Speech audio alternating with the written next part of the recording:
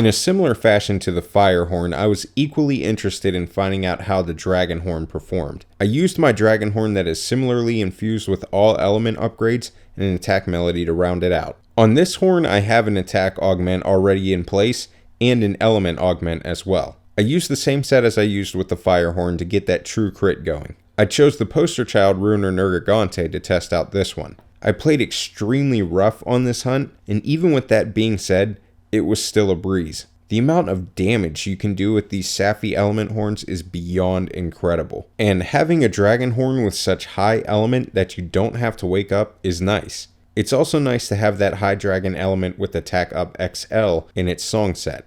You don't have to use any pieces or decorations for element wake up, so we can put even more in place to increase damage or comfort.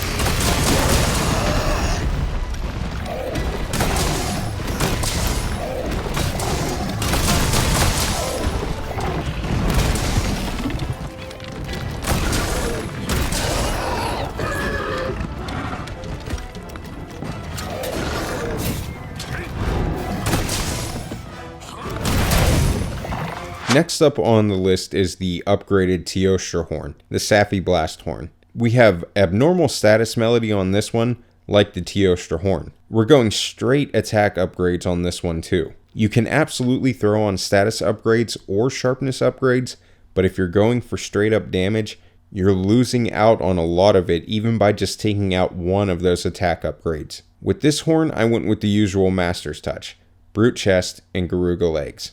Speaking of Garuga, he was the monster I went with to test this one out. It felt extremely good to have this kind of power, along with the game-changing song set. Just from the attack upgrades alone and self-improvement, you do very good damage. That was honestly the main reason I didn't use the Tioscherhorn a lot in Master Rank. It just felt like I was having to sacrifice too much damage just to have its comfy song set. It's beyond satisfying seeing such high numbers being followed up by an explosion and 300 damage shooting up all over the place. If the Sapphire Horns were made with one horn in mind to benefit, Tioscherhorn would be somewhere around the top.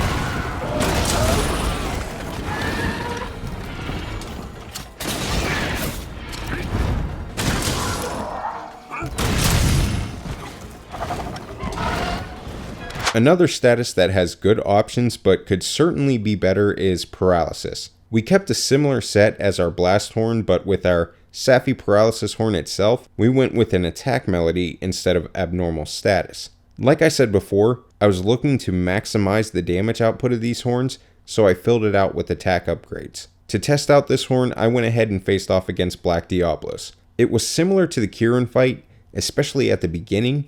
It felt like I was KOing Black Diablos over and over. Throughout the fight, it seemed like there was a lot more flinching as well. Then we get to the paralysis side of things. I know I've said before that I'm not a huge fan of paralysis, but when you have a horn like this that can dish out this much damage, having the monster sit in place even for a second gives you the potential to do crazy good damage with that opening. I just might be coming around to this whole paralysis thing.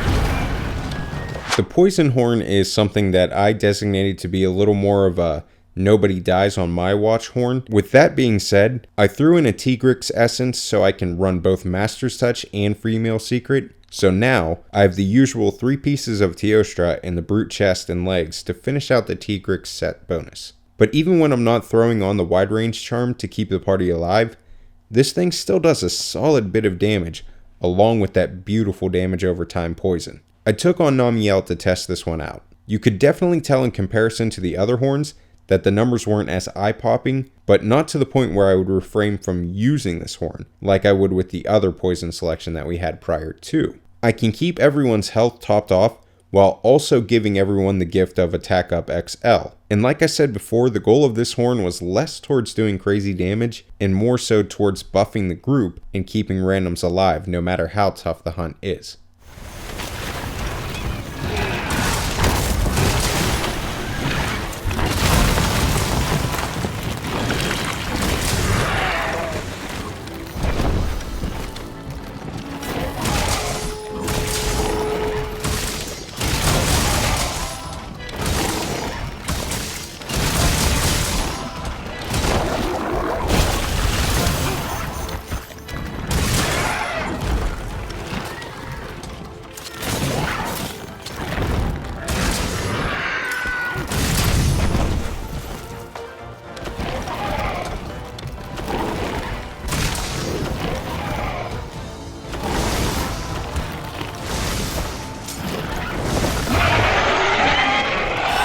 There are 3 elements that I haven't talked about in my Safi videos, and it's because these elements have horns that I feel 100% comfortable with in terms of their power. With water, I have the Laguna drum.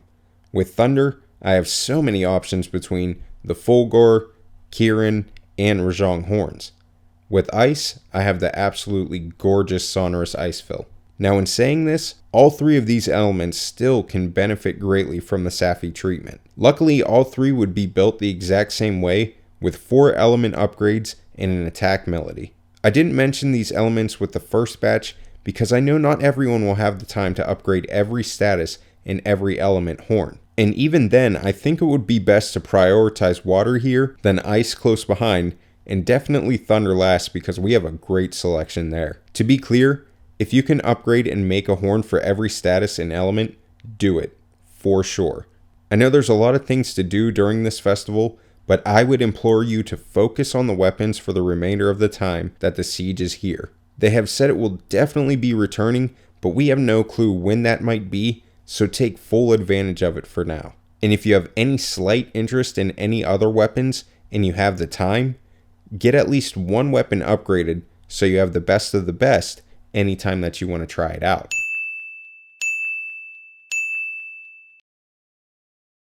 That's going to be it for this one, guys. The Safi weapons did not disappoint at all, and they nailed exactly what they set out to do with them. These are going to be the weapons that we use for a while, and as far as the hunting horns go, I'm absolutely fine with that. Keep plugging away at the siege as much as you can so you can have an option for every 3-star weakness, and then you can even go on to make more specific role horns like abnormal status songs, element attack boost, whatever it may be.